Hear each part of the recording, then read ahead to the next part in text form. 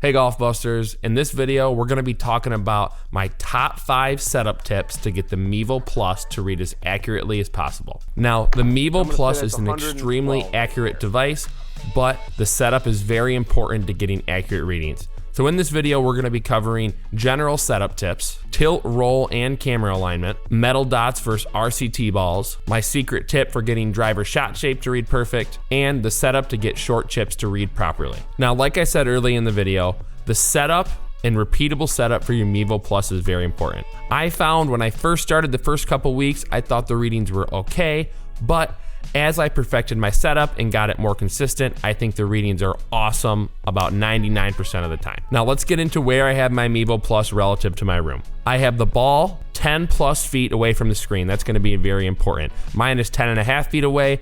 I think the minimum you would want is 10. I've heard people get good readings in the 9-foot mark, but I know 10 plus is going to read really, really well. Then from ball to Mevo Plus, I have 8 feet and exactly 8 feet. You could play around with this. It might be a little different for you. It could be 7.5 feet, 7 feet, but I found that 8 feet works best, and that is what I use consistently. Now, the last thing I want to talk about is the flat surface from your Mevo to the ball.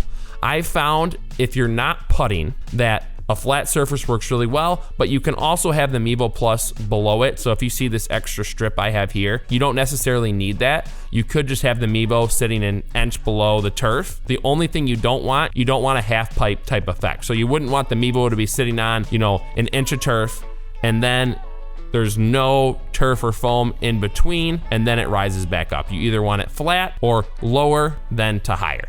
Either one of those will work. Now, my last special tip here is once you get your setup, have a way to make that repeatable. So if you notice, I have my stand, but I also have 2 screws going through it. And for me, this guarantees that I'll be able to put the Mevo Plus in the same spot every time. You may not be exactly like mine with your setup, but once you find what works for you, I would mark that out with some tape and make sure you can repeat that over and over again. Now, tip number 2 is tilt, roll, and camera alignment. I make these pretty much the same every single time. Once you have that Mevo Plus set up, I put the tilt somewhere between 11.5 and 12 degrees. I find anywhere in that range, I get really great readings. And then the roll, you want between negative 0.1 and positive 0.1. So that could be, negative 0.07, negative 0.05, 0.05, 0.0. What you wouldn't want is anything less than negative 0.1 or greater than 0.1. So like negative 0.15 or positive 0.15. Then once I have my tilt and roll in the spots I want, I click the camera alignment tab and I just make sure the camera is going directly down the center. Now, if you notice for me above, I have like a little mark in my wall panels, and that allows me to align it up. So it might be useful for you to find something that is the center point and tape that or mark that in a way that you can line it up very quickly with your camera. Tip number 3 for me is to get the Titleist RCT balls. I know they're expensive, and if you're someone like me, you're pretty stingy with your money. You're like, I'll just find regular balls, put the silver dots on them. But not only do the Titleist RCT balls read a lot better, they're also just way more convenient. They last way longer than the silver dot balls, because with the silver dot balls, what's gonna happen is you're hitting the same spot on the ball every time, so those balls will break extremely quickly. With the RCT balls, you can just throw that down in the mat and hit anywhere, so they last a lot longer. I have bought 24 RCT balls. I have averaged 36 holes a day. I have 2 leagues in here, and I've had 5 break over the course of 20 weeks. So for me, that is a very worth it purchase, not only for just ease of use, but for readings as well. For apps like GS Pro and E6, it's extremely accurate. And as soon as they push the FlightScope RCT ball update through to those apps, you're gonna get insanely accurate readings because it's gonna recognize that you're hitting the RCT ball. Now, this next tip about driver shot shape is one that doesn't affect a lot of people, but for the people it affects, it's very annoying. So it may have even been patched, but what I know is about 1 in 20 people who would come over would report to me that their driver shot shape was wrong. Hey, I'm hitting fades with my driver, but in real life, I'm hitting draws. And after a while, I began to realize if your launch angle isn't high enough, it has a hard time determining that shot shape. So what I found is try to get above 9 degrees, 10 if better, and that shot shape will read correctly. So that's more of like a personal swing fix, and it's a little bit annoying because if you're a low launch hitter, you're like, hey, it's not reading it correctly. But the good news for that is really your launch angle on your driver should be above 10 degrees. The optimal launch angle is between 12 and 18 degrees.